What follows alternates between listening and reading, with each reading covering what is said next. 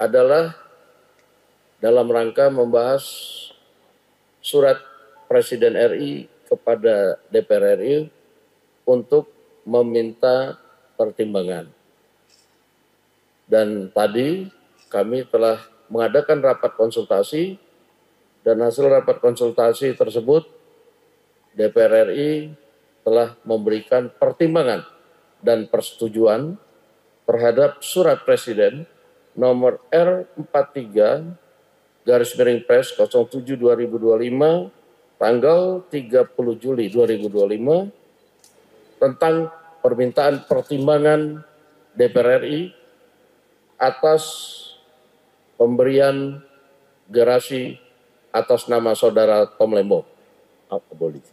Abolisi terhadap Tom Lembong. Nomor Pres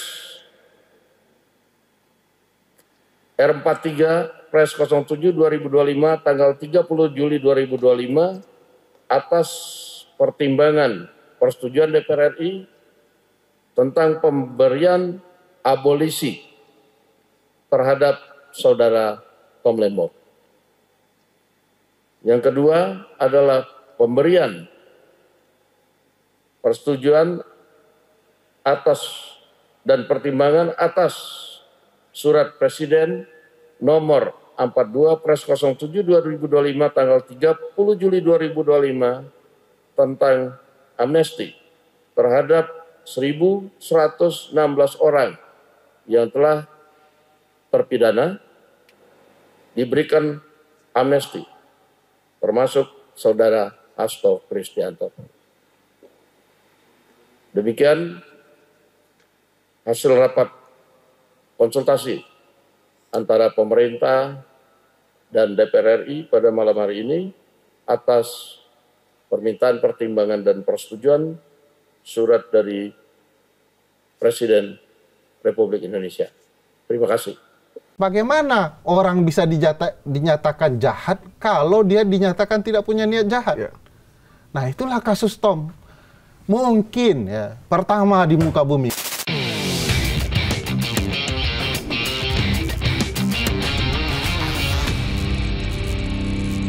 Assalamualaikum, kembali lagi hadir. Waalaikumsalam warahmatullahi wabarakatuh. Majelis Taklim ya? Kayak RDI, Mas. Kembali lagi di program Bikin Terang. Bikin Terang. Saya Gaim Portu Sigit. Saya Anissa Dasuki. Anissa Dasuki. Kita tidak berdua aja. Kita hari ini bahas yang lagi panas karena yang 4,5 tahun bukan cuma ngerebus mie instan, tapi ada 4,5 tahun penjara.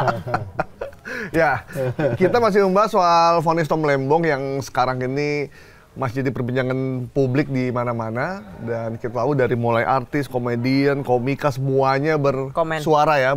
Sampai kemarin tuh di Reels seliweran ada rapnya lah, apalnya lah. Iya, benar.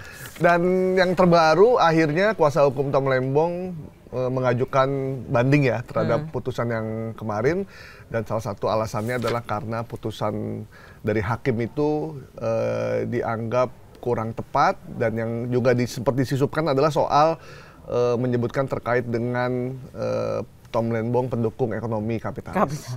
Dan kita akan bahas ini banyak hal tentang putusan ini bersama pakar hukum tata negara Bang Ferry Amsari. Apa kabar Bang? Alhamdulillah kabar baik. Sehat ya? Langsung aja nih, emang ekonomi kapitalis bisa dipidana? Banyak dong yang dipenjara. Ya banyak lah. Semua pengusaha dipenjara. Semua pebisnis. Iya, jelas. Barusan negara kita bekerja sama dengan negara paling kapitalis di muka bumi. Berarti seluruh penyelenggara negara yang berkaitan dengan bisnis ekonomi dengan negara kapitalis harus dianggap penganut ekonomi kapitalis dan harus dipidanakan karena itu adalah paham ekonomi yang salah ya. Mas Gaib langsung bengong ini juga loh. Kita bukan menganut komunis ya. Kalau kita menganut komunis wajar kayak gitu kali.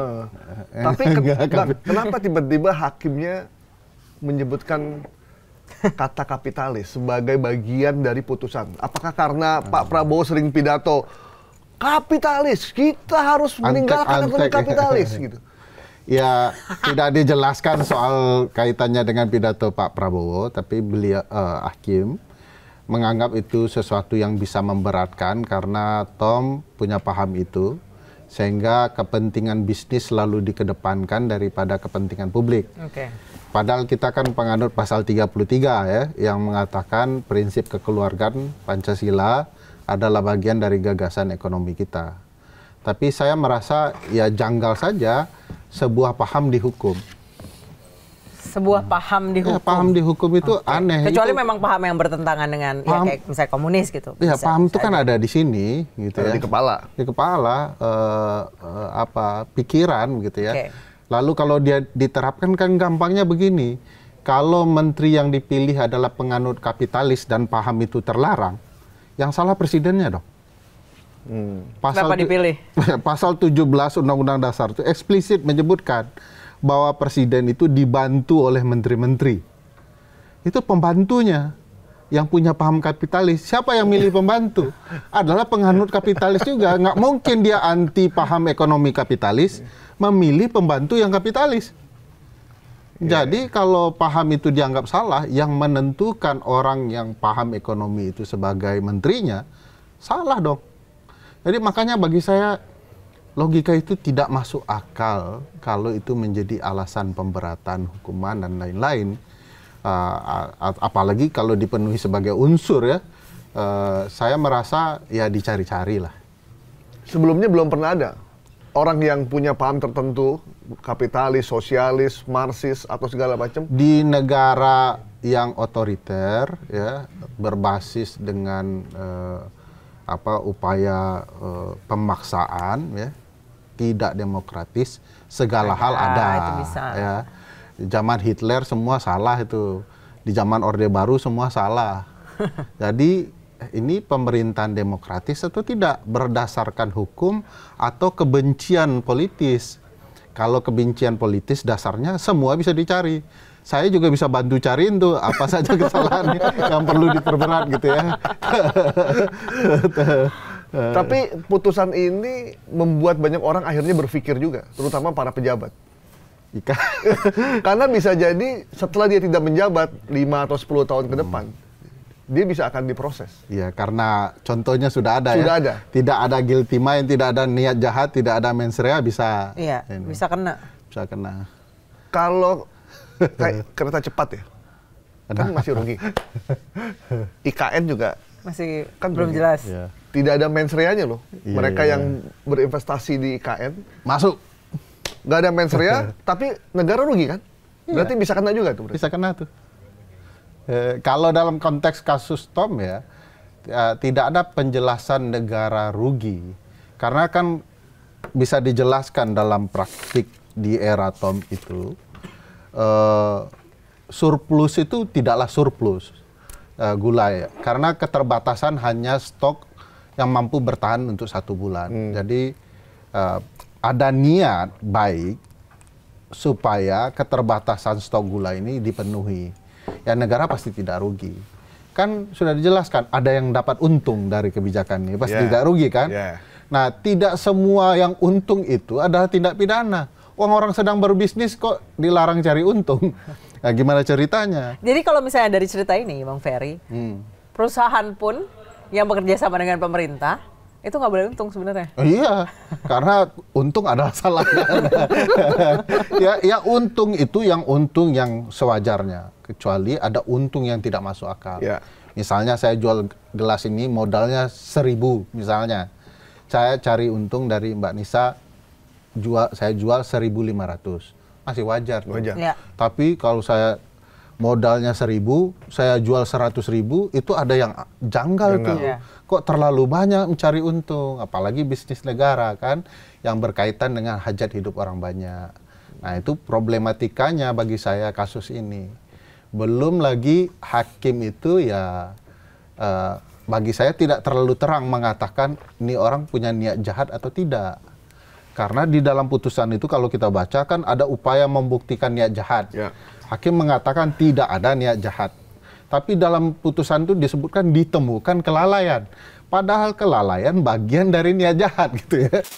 Saya hanya menyampaikan bahwa kebijakan itu harus ditaati.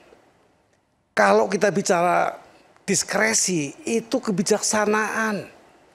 Ya, shadow withholding itu diskresi. itu yang relatif ditempatkan di mana. Tapi kalau kebijakan itu norma, wajib ditaati selama kita masih tinggal di tempat di mana norma itu digunakan, ditentukan. Jadi jangan salah arti, beda sedikit. Tapi itu diskresi itu kebijaksanaan. Mens rea apa? Saya tegaskan, mens rea tidak hanya melekat dan berbahaya untuk tipikor. Tidak ada bahayanya apa-apa itu. Artinya apakah kalau mens rea tidak ada, timbul keadaan. Saya harus jelaskan tegas ini. Kalau kita mengatakan melihat suatu kejadian di dalam perbuatan dan keadaan. Keadaan ini dengan tidak sadar pun kalau menimbulkan akibat itu ada pertanggungjawab hukum. Kita nggak punya niat membunuh orang melalui dengan apapun, kendaraan mobil atau motor. Tapi terjadi kita tabrak dan mati. Tidak ada mens rea. Tidak ada niat jahat. Kita tetap harus bertanggung jawab karena kekurang hati-hatian. Artinya apa? Bahwa semua itu bisa digunakan secara bersama-sama, tetapi harus dipandang tidak semuanya berguna. Tidak harus semuanya kalau dalam mens rea tidak usah dihukum. Tidak begitu. Itu harus diteliti, dievaluasi apa nilai-nilai yang terjadi. Jadi ada kejadian, ada perbuatan, ada keadaan yang saling ada persesuaian. Itu untuk menyikapi sebuah hal, termasuk putusan Tom Lembong ini. Mens rea itu, klien itu bagian dari mens rea itu? Ya, jadi mungkin ya ini perlu dijelaskan agak sedikit geser ya. Sebelum saya menjelaskan terlalu pidana, karena saya hukum tata negara, ya bukan hukum pidana. Saya perlu jelaskan kenapa orang hukum tata negara wajib menjelaskan hukum pidana. Karena semua gerak negara ini diatur oleh Undang-Undang Dasar, termasuk pembatasan hak. Begitu masuk wilayah pidana, kita semua akan dapat pembatasan hak. Dulunya merdeka, dipidana. Mbak Nisa bisa kemana-mana, begitu ditahan, hilang haknya. Ya. Itu diperbolehkan. Di mana diatur di Undang-Undang Dasar? Pasal 28I, 28J. Ada pembatasan hak karena undang-undang. Nah, undang-undang pidana nih yang mau kita bicarakan. Kami tidak bisa mengatur di konstitusi atau belajar konstitusi tanpa paham apa konteks pidana. Nah, pemahaman saya, sebagaimana banyak pemahaman orang hukum, tidak ada kejahatan tanpa niat jahat. Niat jahat itu apa? Niat jahat itu, Mas Kai, bukan kayak sholat, kayak ibadah atau niat baik. Ada sengaja aku, ya. Nah, itu enggak. Dia dibuktikan karena 4 hal. Ya. 4 hal itu dalam konteks wacana hukum pidana Belanda disebut 2 hal. 2 hal itu dolus culpa, kesengajaan dan kelalaian. Dalam konsep hukum common law dibagi 4, 2 ini menjadi 4. Dolus kesengajaan itu dibagi 2 hal, yaitu purposely dan knowingly, dengan sengaja dan mengetahui, dengan sadar. Ya. Sementara culpa yang lalai dibagi 2 juga, recklessly, negligent, sembrono dan lalai. Jadi kalau dirimu harusnya tidak sembrono, nabrak orang di tengah jalan, itu ada unsur niat jahatnya. Harusnya jangan sembrono dong. Sudah dewasa, punya pikiran, kesembronoan itu bisa berdampak kepada kecelakaan bagi orang lain atau nyawa orang lain. Nah, karena 2-4 ini perlu betul-betul clear dijelaskan. Nah, kalau tidak ada, nah pahamnya di mana-mana ya. Hans Strauss Sonderschule ya. Tidak ada kejahatan tanpa ada kesalahan. Bagaimana orang bisa dinyatakan jahat kalau dia dinyatakan tidak punya niat jahat? Nah, itulah kasus Tom. Mungkin ya, pertama di muka bumi, mungkin saya belum melakukan penelitian. Ada kejahatan tanpa niat jahat dalam sebuah peradilan yang digagas dalam ketatanegaraan kita menyatakan tidak ada niat jahat tetapi dia dipidana. Ini contoh, Mas, anak-anak kecil, kenapa kalau dia melakukan sesuatu yang hasilnya adalah kecelakaan, tidak dinyatakan pidana? Karena tidak mungkin anak kecil punya niat jahat. Adakah anak kecil punya niat jahat? Mungkin ada, tetapi usianya menurut psikologi dalam kebijaksanaan negara dia tidak dinyatakan terpidana, tapi orang yang perlu dibina. Jadi nggak bisa dia dinyatakannya. Beda, Mas Gaib. Kalau mengaku-ngaku saya tidak punya niat jahat, nggak bisa. Nggak bisa dalil ucapan di bibir sebagai niat jahat, harus diperiksa. Apakah dia ada kesengajaan, ya? Apakah ada pengetahuannya itu bahwa itu niat jahat, apalagi orang hukum ya, apalagi orang ekonomi. Kalau tidak tahu sebuah kebijakan punya niat jahat, itu aneh juga. Apalagi kalau dia sembrono dan lalai. Jadi bagi saya, Tom dan kasus-kasus yang berkaitan dengan nuansa politik punya dugaan, kuat dugaan, memang direkayasa untuk kemudian kepentingan-kepentingan Atau Bang, tertentu. mungkin bisa jadi hakimnya yang tidak mau membebaskan terpidana korupsi. Tidak mau memberikan putusan bebas pada terpidana korupsi. Ya, kalau Terdakwa korupsi. kalau dia ketika itu. tidak punya niat jahat, kasus tidak bisa dibuktikan, hakim itu wajib kemudian membebaskannya. Kalau Mbak Nisa mau main ke kampusku, kalau mau ya, di kampusku itu aku pernah berapa kali cerita nih. Di kampusku itu begitu masuk pertama kali di kampus kami Fakultas Hukum itu ada tulisan 2 dari 3 hakim masuk neraka. Itu di UNAN ya? Di UNAN. Nanti Mas Gaib jalan-jalan ke UNAN. Baru masuk gerbang kami itu ditulis besar-besar. Di FH. Di Fakultas Hukum. Oh, iya. 2 dari 3 hakim masuk neraka. 2 itu siapa? 1 hakim bodoh.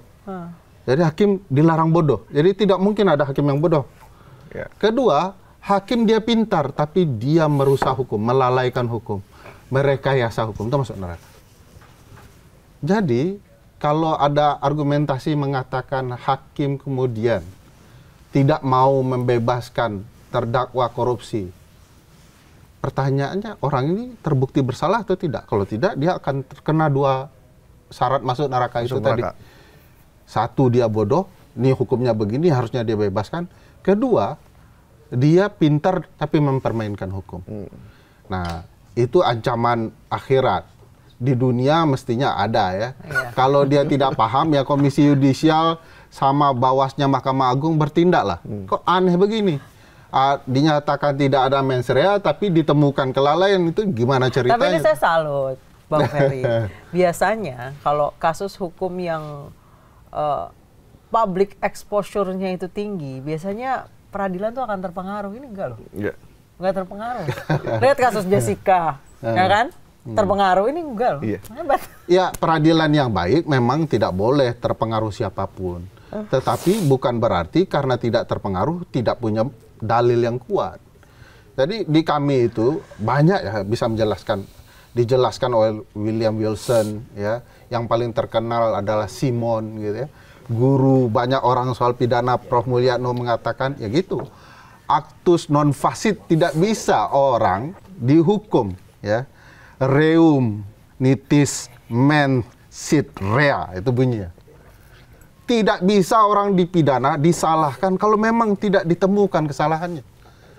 Nah, jangan kemudian kami kebal dari dorongan publik, tekanan publik, tapi ya udah kita hukum saja. Nggak bisa begitu. Mungkin kalau buku-buku hukum pelajarannya sama nggak sih Bang yang dipelajari Abang sama enggak. Kalau memang ini Good question. Walaupun penuh bercanda ya. Di dalam sistem pemerintahan mungkin bisa beda, tapi di dalam pemidanaan rata-rata sama. Rata-rata sama. Apa yang terjadi di negara seperti common law dengan civil law itu dalam konteks pembuktian pidana hampir sama. Mungkin tradisi beracaranya beda, tapi cara pembuktiannya hampir sama. Saya nggak tahu ya, ini kelemahan ilmu saya juga, tetapi sepengetahuan saya, karena pernah kebetulan pernah belajar di 2 kiblat sistem hukum, untuk konteks pidana tidak berbeda. tidak berbeda. Ya kan, ini bicara hak orang tadi itu. Jadi orang di Belanda membunuh salah, di sini juga salah. Korupsi di sana salah, di sini juga salah ya. Kecuali di negara antah berantah ya, yang ya gitulah ya, ijazah sulit ditemukan tapi pembuktian di sini mudah gitu.